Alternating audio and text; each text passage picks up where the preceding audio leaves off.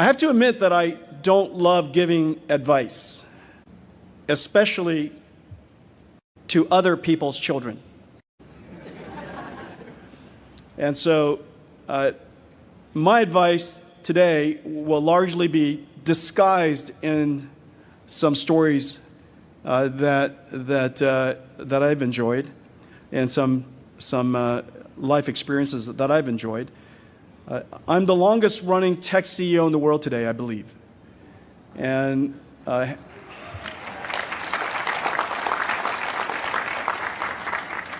over the course of 31 years, I managed not to go out of business, not get bored, and not get fired. And so I have the great privilege of enjoying a lot of life's experiences, starting from creating NVIDIA from nothing to what it is today. And so I spoke about the long road of creating CUDA, a programming model, the programming model that we dedicated over 20 years to invent, and that is revolutionizing computing today.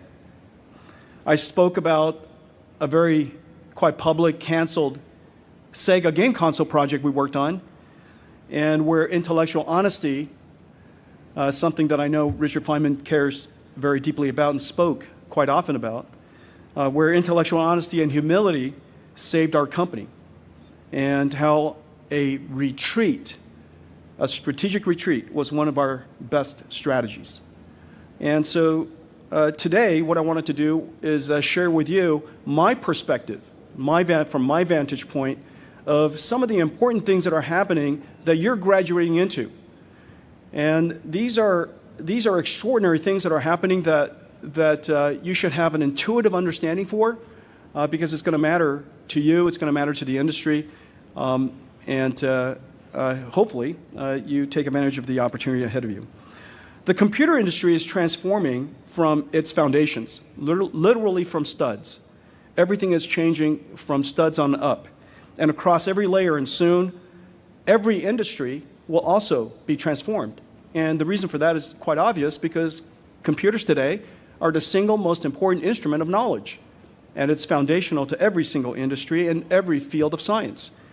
If we are transforming the computer so profoundly, it will, of course, have implications in every industry. The CPU led to exponential growth in computing. The performance, the incredible technology advances, that's called Moore's Law, fueled the information technology revolution. The industrial revolution that we are part of, that my generation was part of, saw the mass production of something the world had never seen before. The mass production of something that was invisible, easy to copy, the mass production of software. And it led to a $3 trillion industry. When I sat where you sat, the IT industry was minuscule. And the concept that you could make money selling software was a fantasy. And yet today, it's one of the most important commodities, most important technologies and product creations that our industry produces. However, the limits of Dennard scaling, of transistor scaling, and instruction-level parallelism have slowed CPU performance. And the slowed CPU performance gains is happening at a time when computing demand continues to grow exponentially.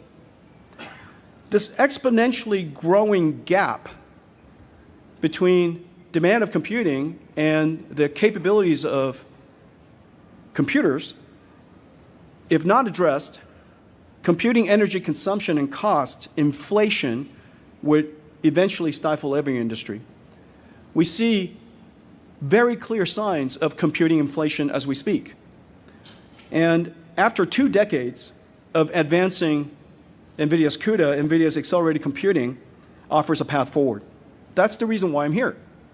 Because finally the industry realized of the incredible effectiveness of accelerated computing at precisely the time that we're witnessing computing inflation after several decades. By offloading time-consuming algorithms to a GPU that specializes in parallel processing, we routinely achieve 10, 100, sometimes 1,000-fold speed-ups saving money, cost, and energy. We now accelerate application domains from computer graphics, ray tracing, of course, to gene sequencing, scientific computing, astronomy, quantum circuit simulations, SQL data processing, and even pandas data science. Accelerated computing has reached a tipping point. That is our first great contribution to the computer industry, our first great contribution to society, accelerated computing. It now gives us a path forward for sustainable computing where cost will continue to decline as computing requirement continues to grow. A hundredfold of anything in time or cost or energy savings that accelerated computing opened surely would trigger a new development somewhere else. We just didn't know what it was until deep learning came to our consciousness. A whole new world of computing emerged. Jeff Hinton, Alex Krizhevsky, and Ilya Sutskever used NVIDIA CUDA GPUs to train AlexNet and shocked the computer vision community by winning the 2012 ImageNet Challenge. This was the big moment, the big bang of deep learning, a pivotal moment that marked the beginning of the AI revolution. Our decisions after AlexNet transformed our company is something that's worth taking note of. Our decisions after AlexNet transformed our company and likely everything else. We saw the potential of deep learning and believed, just believed through principled thinking, believed through our own analysis of the scalability of deep learning. We believed the approach could learn other valuable functions, that maybe deep learning is a universal function learner. And how many problems are difficult or impossible to express using fundamental first principles. And so when we saw this, we thought this is a technology we really have to pay attention to because its limits are potentially only limited by model and data scale. However, there were challenges at the time. This is 2012, shortly after 2012. How could we explore the limits of deep learning without having to build these massive GPU clusters? At the time, we were a rather small company. Building these massive GPU clusters could cost hundreds and hundreds of millions of dollars. And if we didn't, though, there was no assurance that it would be effective if we scaled. However, no one knew how far deep learning could scale, and if we didn't build it, we'd never know. This is one of those, if you build it, will they come? Our logic is if we don't build it, they can't come.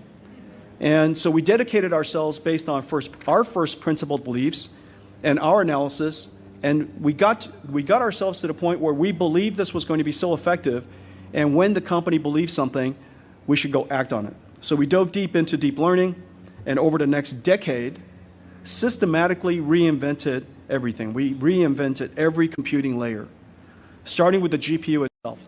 The invention of the modern GPU, which is very different than the GPU of the past that we invented in the first place. And we went on to invent just about every other aspect of computing, the interconnects, the systems, the networking, and of course, software. We invested billions. We invested billions into the unknown.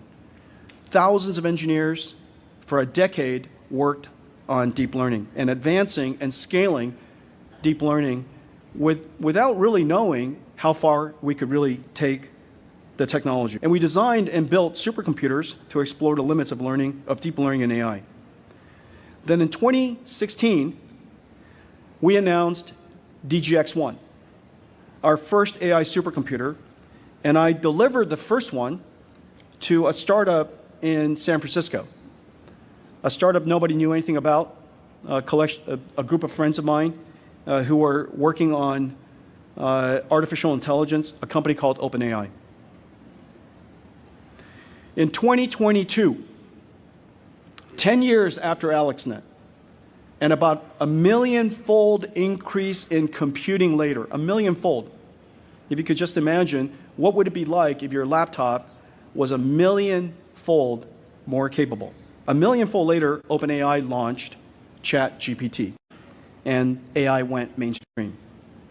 During this decade, NVIDIA transformed ourselves from a graphics company that many of you probably first knew us as, that builds GPUs, to now an AI company that builds massive data center scale supercomputers. We transformed our company completely. We also transformed computing completely. The fundamental way of doing computing today has been radically changed. The computing stack now uses GPU to process large language models that are trained on supercomputers rather than CPUs that are processing instructions written by programmers. We are now creating software that no humans can write. We are now creating software that does things that no humans can imagine even just 10 years ago. Computers are now intention-driven rather than instruction-driven. Tell a computer what you want, and it will figure it out. It will figure out how. And like humans, AI applications will understand the mission, reason, plan, and orchestrate a team of large language models to perform tasks. Future applications will do and perform very similar to the way we do things. Assemble teams of experts, use tools, reason and plan, and execute our mission. Software and what software can do has been completely changed. Even our industry, as it's being changed and transformed, created yet another industry, an industry the world's never seen before. An industry is forming right in front of our eyes. AI's input and output are tokens. For all the engineers in the room, you know what I mean. These are floating point numbers that embed intelligence. Companies are now building a new type of data center that didn't exist before, that specialize in producing intelligence tokens. Essentially, AI factories. Like AC generators that Nikola Tesla invented of the past industrial revolution, we now have AI token generators, and they will be the factories of a new industrial revolution. There's large industries producing energy, electricity. We now have a large industry producing something invisible called software. In the future, in the very near future, we'll have industries that are producing, manufacturing intelligence, tokens, AI generators.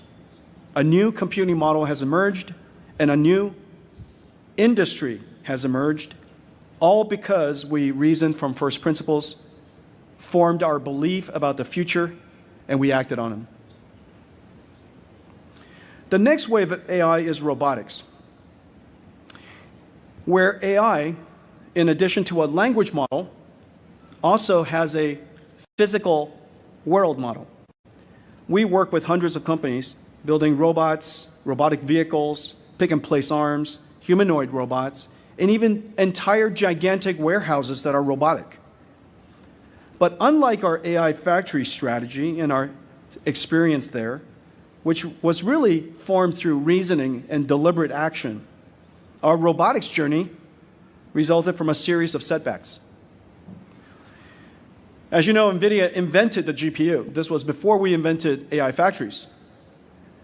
Our first great contribution to the computer industry was reinventing computer graphics through programmable shaders. We invented the GPU and programmable shading in 2000. We wanted to integrate GPUs into every computer. And so we started to combine our GPUs with motherboard chips. And we launched a fabulous integrated graphics chip at the time for AMD CPUs. Our chipset business was an instant success. I think it went from $0 to $1 billion practically overnight. But then all of a sudden, AMD wanted to control all of the technology in the PC, and we wanted to stay independent, so they purchased ATI and no longer needed us. We turned to Intel.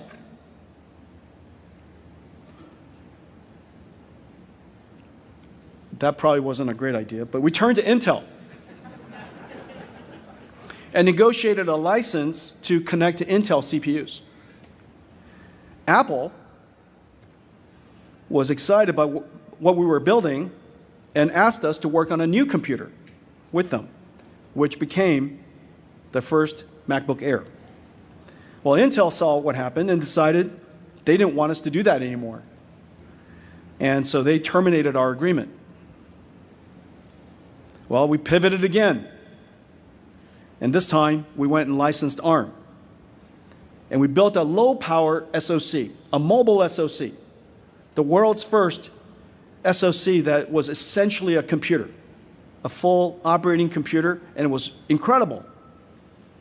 Our chip excited Google, and they asked us to work on a new device, which turned out to have been the Android mobile device. Well, Qualcomm decided they didn't want us to do that. And so they didn't want us to connect to their modems, and it's hard to build a mobile device without being connected to a modem. And there were no other LTE modem companies. So we had to exit the mobile device market. Well, this happened practically on a year rhythm.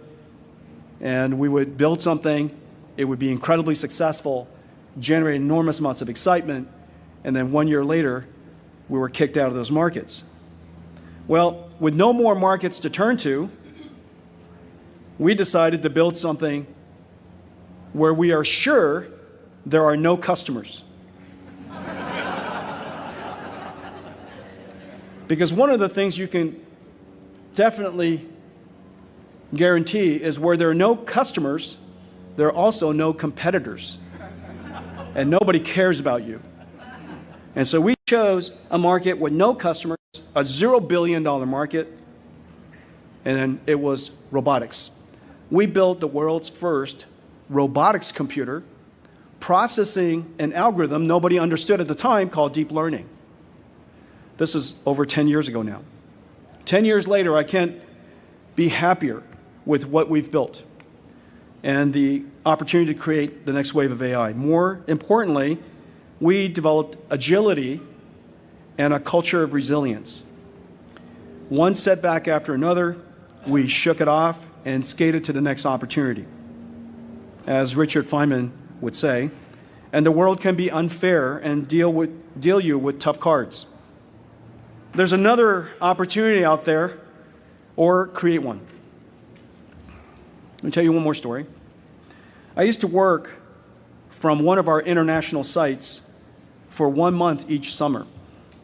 When our kids were in their teens, we spent a summer in Japan.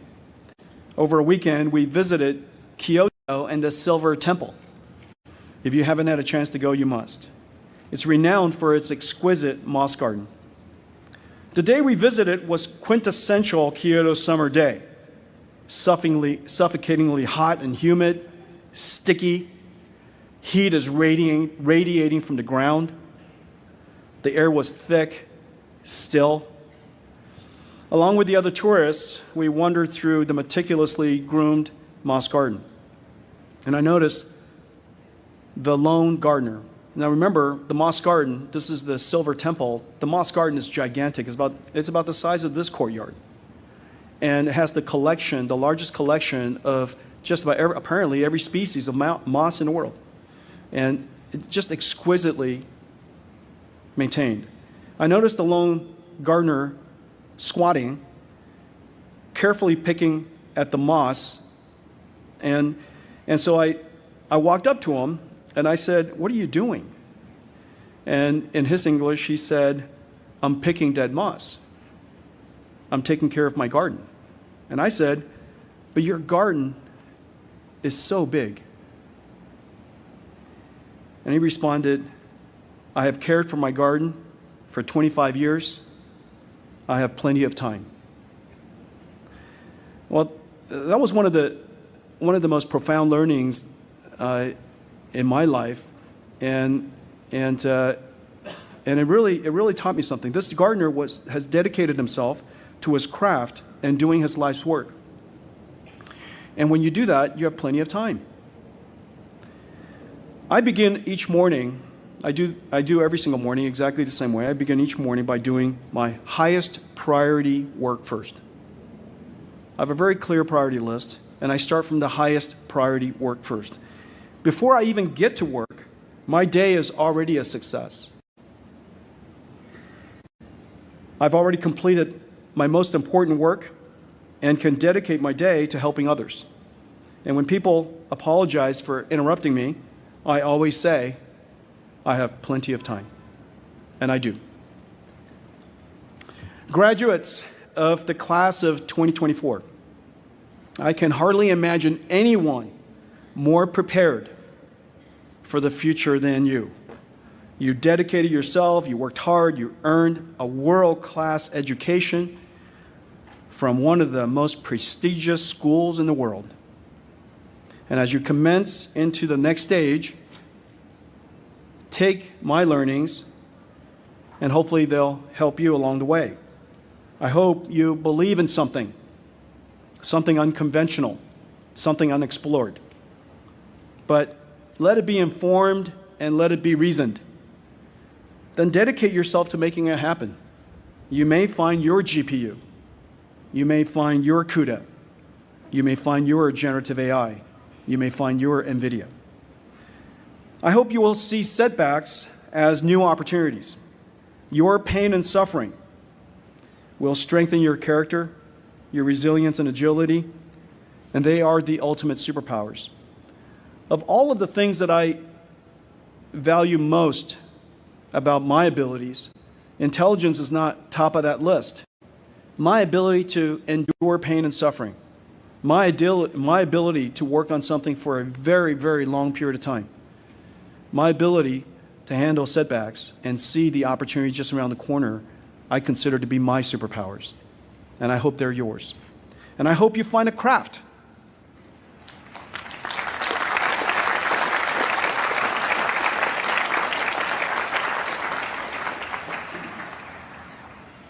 I hope you find a craft.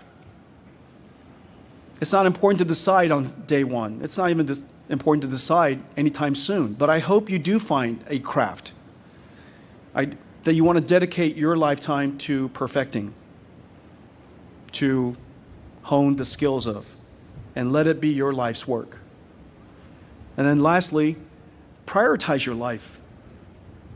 There are so many things going on. There's so many things to do. But prioritize your life, and you will have plenty of time to do the important things.